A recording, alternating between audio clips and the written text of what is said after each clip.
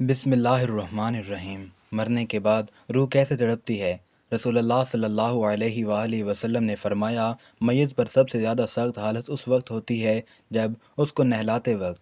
बिस्मिल्लाहिर्रहमानिर्रहीम। सकरात से मुराद मौत की शिद्दत और सख्ती है जो मौत के वक्त पेश आती है, और मौत से पहले हर आदमी पर सकरात की कैफियत तारी होती है। बाज़ वक्त सकरात का असर और निशानी इस पर ज़ाहिर होती है, और किसी को इस शिद्दत के असर से पेशानी पर पसीना भी आ जाता है। रसूलुल्लाह सल्लल्लाहु अलैहि वसल्लम को जब ये हालत पेश आई तो आप अपना हाथ पानी में डालकर चेहरे मुबारक पर फेरते और फरमाते, ला इलाहा इल्लल्लाह, यानी कलमा तैयबा पढ़ते हुए फरमाया कि मौत की बड़ी शिद्दत होती है। नज़ा की तकलीफ़ का नाम जो सिर्फ रूह पर उतरती है और तमाम अज़ा को घेर लेती है, हत्ता कि बदन में रूह के जितने अज्जा हैं इन सब को दर्द महसूस होता है।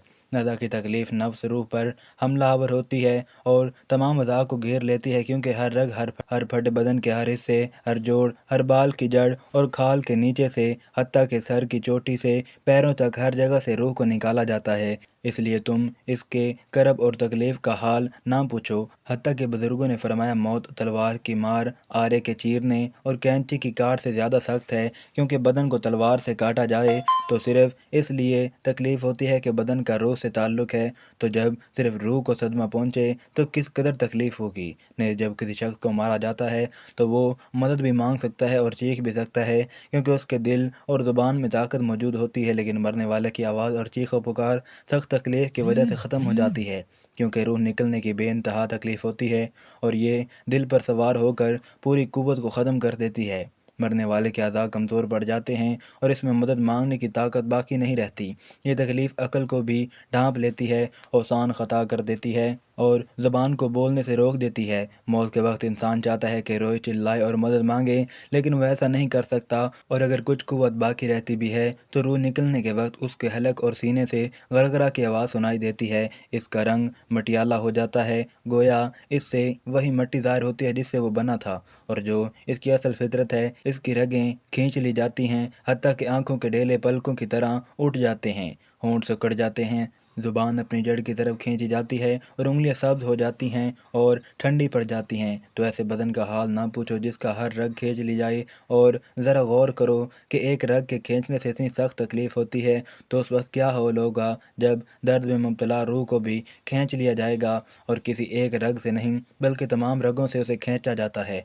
फिर एक एक करके हर उज़्व में मौत वाक़ होती है। पहले इसके कदम ठंडे पड़ते हैं, फिर पिंडलियाँ और फिर रानें ठंडी पड़ जाती हैं, और हर उज़्व में नई सख्ती और शिद्दत पैदा होती है, हत्ता कि गले तक नौबत आ पहुँचती है, और उस वक्त उसकी नज़र दुनिया और दुनिया वालों से फिर जाती है। उस पर तौबा का दरवाज़ा बंद हो जाता है और इसे हसरत और नदामत घेर लेती है। मौत के वक्त मुसलमान को जो तकलीफ़ होती है उस पर अल्लाह रब्बुल इज़्ज़त की जानिब से इसे नेकियां मिलती हैं। जैसा कि इब्न माजा में रिवायत हज़रत आयशा रज़ी अल्लाह ताला अन्हा से मरवी है कि रसूलुल्लाह सल्लल्लाहु अलैहि वसल्लम इनके पास तशरीफ़ लाए, इस हाल में कि इनके पास इनका कोई करीबी रिश्तेदार मौत की सख्ती में मुब्तला था। रसूल अकरम सल्लल्लाहु अलैहि वसल्लम ने मशादा फरमाकर हज़रत आयशा रज़ी अल्लाह ताला अन्हा से फरमाया, अपने रिश्तेदार पर गमगीन ना हो, इसलिए कि ये इसकी नेकियां हैं। इस हदीस से मालूम होता है कि मौत के वक्त होने वाली सख्ती मरने वाले की बदआमालियों का हरगिज़ नतीजा नहीं होती। मुसलमान के हक़ में इस पर अजर सवाब और गुनाहों की माफ़ी की उम्मीद रखनी चाहिए। जब हज़रत सैयदना जाबिर बिन ज़ैद रज़ी अल्लाह ताला अन्हु की वफ़ात का वक्त हुआ तो उनसे पूछा गया, आप रज़ी अल्लाह ताला अन्हु को किसी चीज़ की ख्वाहिश है? इरशाद फरमाया, हज़रत सैयदना इमाम हसन रज़ी अल्लाह ताला अन्हु को देखना चाहता हूँ। हज़रत सैयदना हसन रज़ी अल्लाह ताला अन्हु ने फरमाया, ए जाबिर, रसूलुल्लाह सल्लल्लाहु अलैहि वसल्लम का फरमान है, मोमिन अल्लाह की तरफ से किसी भलाई पर होता है, अगर वो तौबा करता है तो अल्लाह इसे कबूल फरमाता है, और अगर कोई उज़र पेश करता है तो उसका उज़र कबूल फरमाता है, और उसकी अलामत यह है कि वो मोमिन रूह निकलने से पहले अपने दिल में ठंडक महसूस करता है।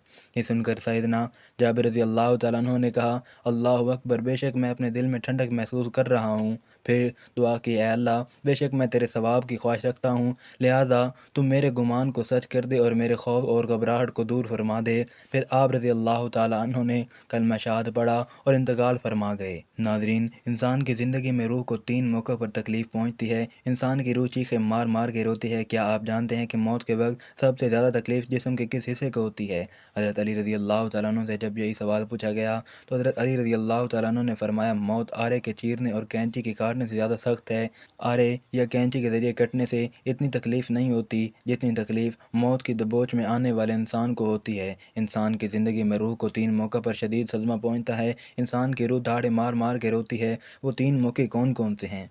नंबर 1, इंसान के ये जानने के बावजूद भी कि यह गुनाह कबीरा है, यह गुनाह अजीम है और अल्लाह ताला ये गुनाह करने वाले इंसान पर गज़बनाक होता है। ये जानने के बावजूद भी इंसान किसी गैर महरम औरत को जब नंगा करता है, नंगा करके अपनी आंखों से देखता है, अपने कानों से सुन के इसे हवस का निशाना बनाता है। ये वो लम्हा होता है जब इंसान की रूह दाड़े मार मार कर रो रही होती है, जब इंसान की रूह का सदमा पहुँच रहा होता है, ठेस पहुँच रही होती है। ये वो लम्हा होता है कि जब आसमान के नूरी फरिश्ते उस ज़ानी पर लानत कर रहे होते हैं, ज़ानिया औरत और ज़ानी मर्द पर लानत कर रहे होते हैं। हालांकि अल्लाह ताला के नूरी फरिश्ते अल्लाह ताला के हुक्म के बगैर पर भी नहीं मार सकते और लानत करते हैं, ये भी अल्लाह ताला के हुक्म पर ही लानत करते हैं। फरमाया, जब इंसान अपनी आंखों के सामने गैर महरम औरत को नंगा करके हवस का निशाना बनाता है, ये वो लम्हा होता है, ये वो मौका होता है जब इंसान की रूह धाड़े मार मार के चीखे चिल्लाती है और रोती है। दूसरा वो कदम जब इंसान वालिदैन को इतना दुख देता है, इतनी तकलीफ़ें देता है कि वालिदैन उस इंसान के हक़ में बद्दुआएं करना शुरू कर देते हैं और ये बदबख्त इंसान अपनी आंखों के सामने वालिदैन से बद्दुआएं लेता है। जब वालिदैन बद्दुआएं दे रहे होते हैं, ये बदबख्त इंसान वालिदैन को देख भी रहा होता है, इनके मुंह से निकली बद्दुआएं अपने कानों से सुन भी रहा होता है। ये वो लम्हा होता है जब इंसान की रूह रो रही होती है। तीसरा मौका जब मौत का फरिश्ता हज़रत इज़राईल अलैहिस्सलाम इंसान की रूह को जिस्म से अलग करता है, इंसान की रूह जिस्म से खींच के बाहर निकालते हैं। ज़ाहिर है रूह का जिस्म से गहरा ताल्लुक़ है, तो जब ये दोनों अलग अलग होते हैं तो रूह को गहरा सदमा पहुंचता है।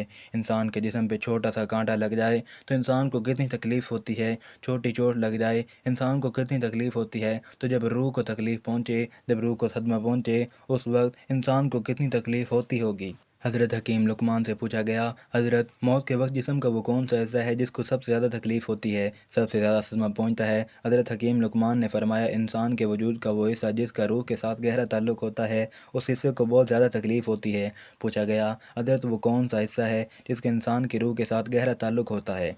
हज़रत हकीम लुकमान ने फरमाया, उस हिस्से को इंसान के वजूद का मरकज़ कहा जाता है। ये वो हिस्सा है जो रूह के बगैर ज़िंदा नहीं रह सकता।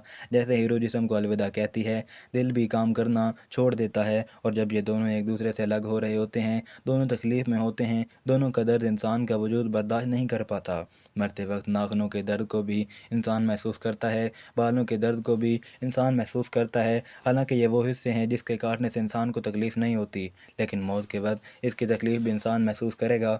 तो फरमाया, मौत के वक्त सबसे ज़्यादा तकलीफ़ दिल को होगी। फरमाया, इस दिल को पाक कर लो, इस दिल को पत्थर ना बनाओ, इस दिल को नरम कर लो। आप सल्लल्लाहु अलैहि वसल्लम से पूछा गया, अगर दिल पत्थर बन जाए तो इन पत्थर दिलों को नरम करने का कोई नुस्खा बता दें। आप सल्लल्लाहु अलैहि वसल्लम ने फरमाया, पत्थर दिलों को नरम करने का एक ही नुस्खा है, वो मस्कीनों को खाना खिलाना, यतीमों के सरों पर शफकत भरा हाथ रखना।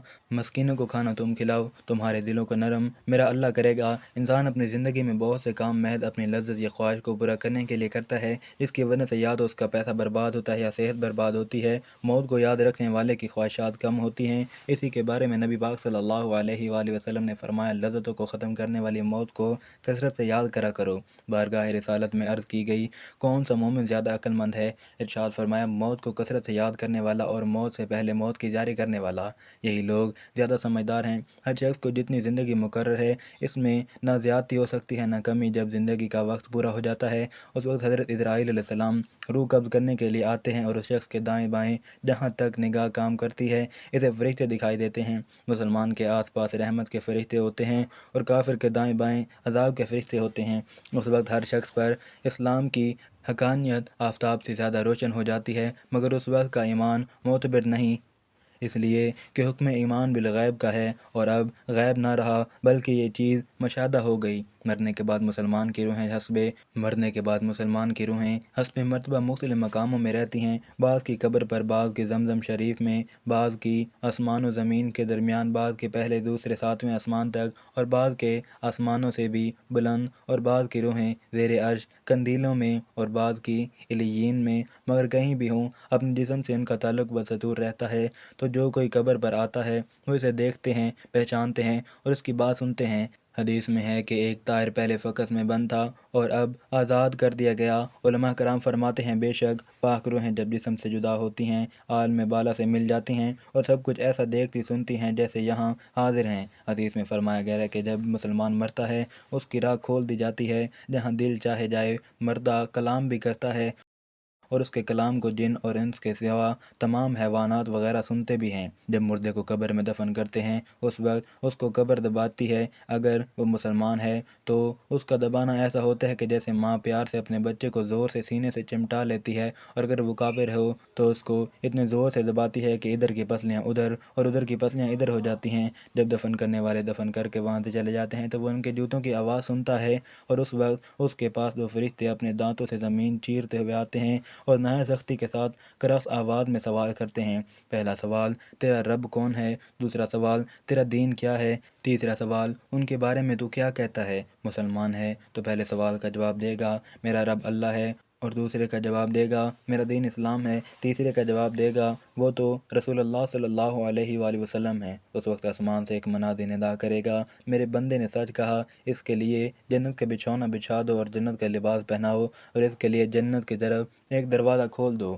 جنت کی ہوا اور خوشبو اس کے پاس آتی رہے گی، اور جہاں تک نگاہ جائے گی وہاں تک اس کی قبر کشادہ کر دی جائے گی، اور اس سے کہا جائے گا تو سو جا۔ پہلے اس کے بائیں ہاتھ کی طرف جہنم کی کھڑکی کھولیں گے جس سے گرم ہوا اور سخت بدبو آئے گی، پھر وہ بند کر دیں گے۔ اس کے بعد دائیں طرف سے جنت کی کھڑکی کھولیں گے اور اس سے کہا جائے گا اگر تو ان سوالوں کے صحیح جواب نہ دیتا تو تیرے واسطے وہ تھی اور اب یہ ہے، تاکہ وہ اپنے رب کی نعمتوں کی قدر جانے کہ کیسے بلائے عظیم سے بچا، کہ کیسی نعمت عظمہ عطا فرمائی۔ اگر مردہ منکر ہے تو سب سوالوں کے جواب میں یہ کہے گا افسوس، مجھے تو کچھ معلوم نہیں، میں لوگوں کو کہتے سنتا تھا، خود بھی کہتا تھا۔ اس وقت یہ پکارنے والا آسمان سے پکارے گا کہ یہ جھوٹا ہے، اس کے لیے آگ کا بچھونا بچھا دو اور آگ کا لباس پہناؤ اور جہنم کی طرف ایک دروازہ کھول دو۔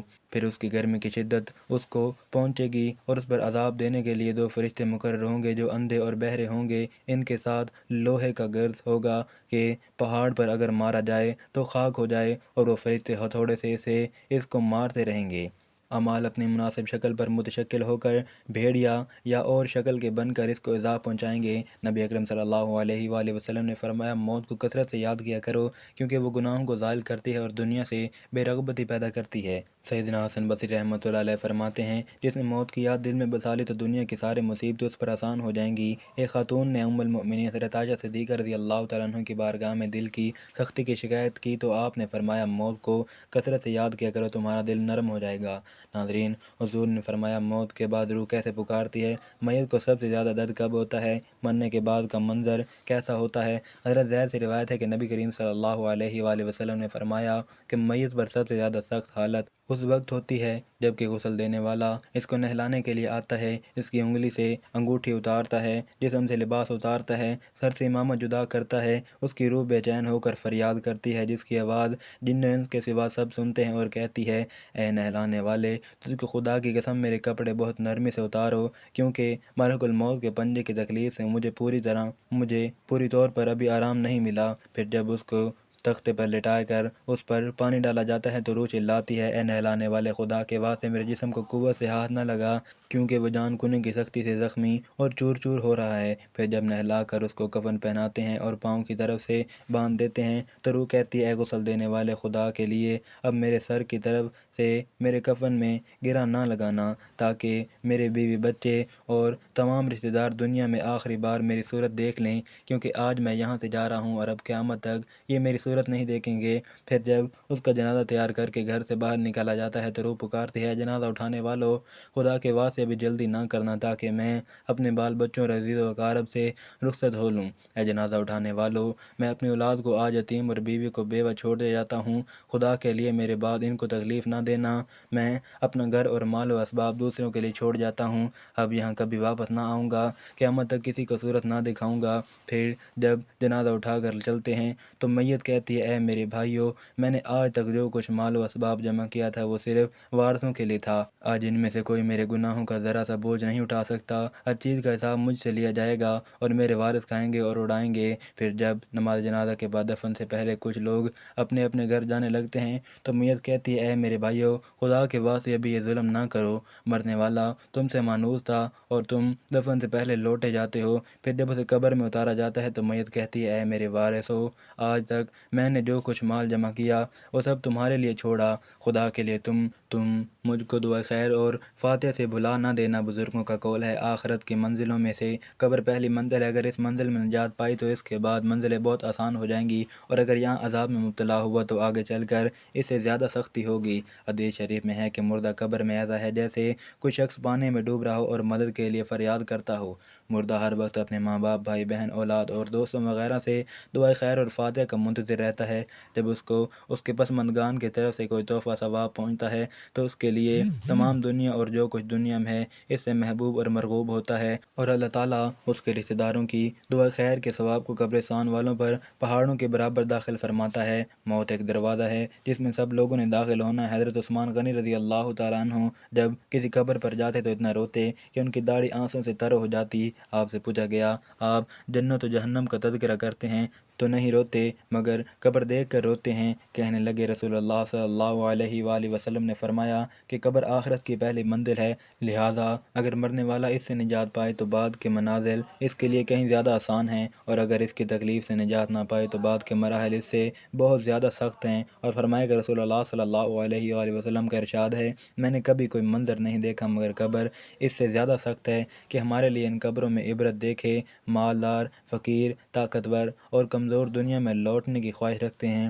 مال جمع کرنے اور محل بنانے کے لیے نہیں بلکہ اس لیے کہ کاش ہمیں ایک نماز پڑھنے کی مہلت مل جائے، کاش ہمیں ایک دفعہ سبحان اللہ کہنے کی وسعت دے دی جائے، لیکن اب ناممکن ہے۔ اب اعمال نامے لپیٹ دیے گئے ہیں، روح جسم سے نکال لی گئی، زندگی کی مہلت ختم، اب ہر میت اپنے عمل کے مرحوم ہو کر قبر میں پڑی ہے۔